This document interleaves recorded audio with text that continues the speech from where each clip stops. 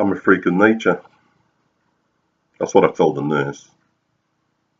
And the nurse agreed, more or less.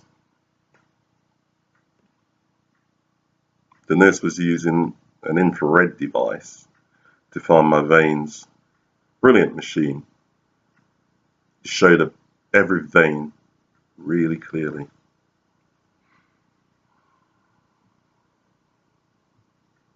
She went to find a good vein, or she wanted to find a good vein, to insert a PICC line into my arm, so that it'd be easier to insert the chemo poison. I saw the display and it showed what looked like a lot of long wavy worms going off into different directions. "Oh my God," the nurse exclaimed. "I've never seen anything like it." I thought, oh no, here we go. I asked her what the problem was, and she says that she'd never seen veins like it. I thought, yeah, I expected that. She was fascinated. It was a new learning thing for her. "So I'm a freak then?" I asked. "No, I can't tell you that. I'm a professional." But oh my God. She tried to find a suitable vein to place my PICC line, and she thought that she'd found her beauty.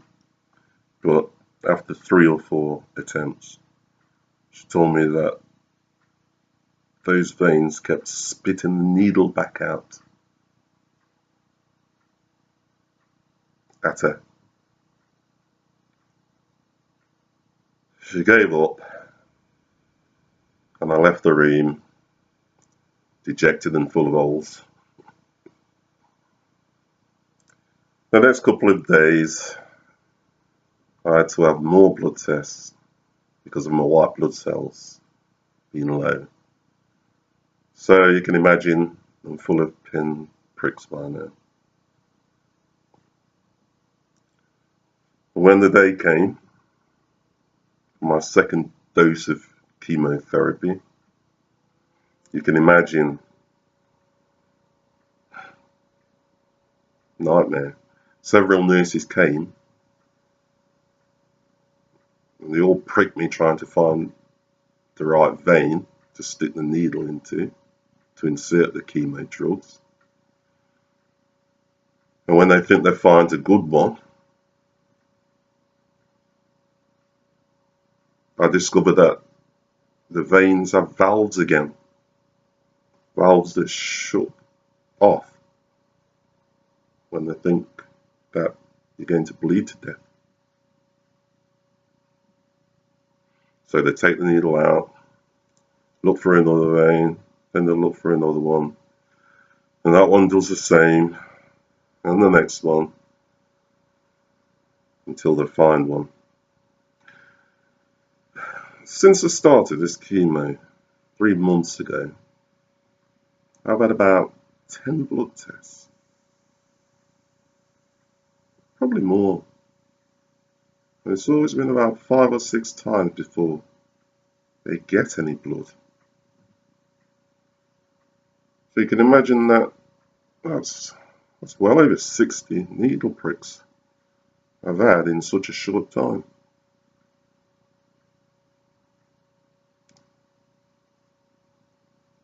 And it's all because of these spaghetti veins. You have to look at one of these scanners. It shows up all your veins really clearly.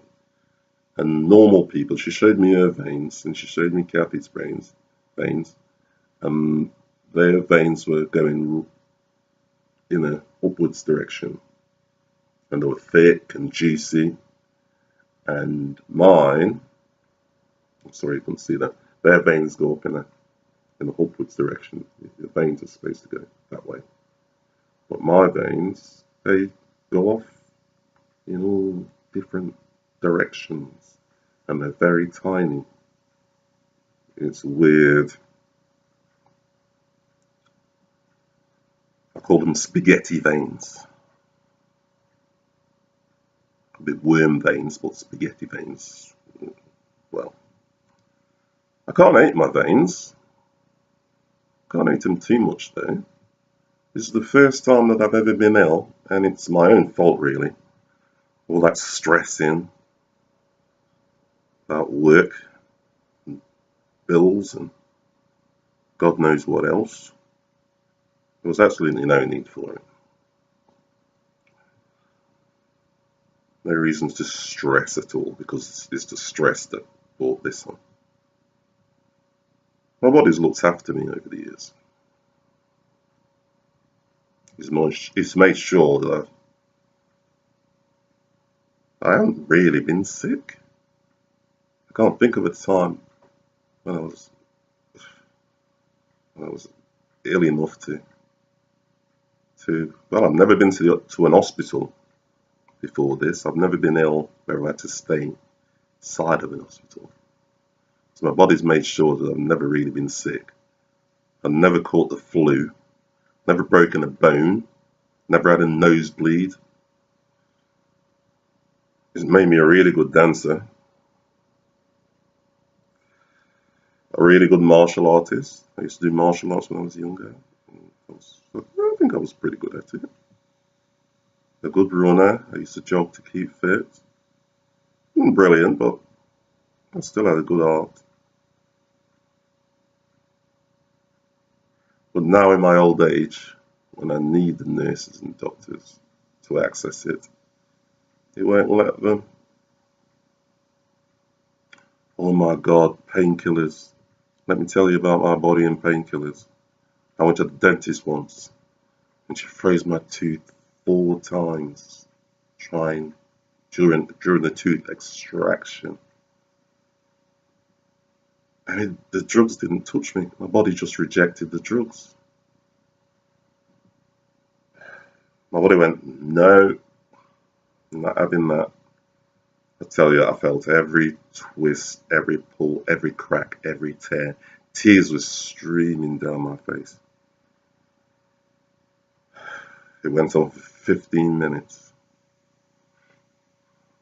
Yeah, it's fine. Be the freak when you're young and fit, but it's not good when you're old and you need to have chemotherapy, because you're suffering now. It's not good when they need access to your veins and your body's telling them no.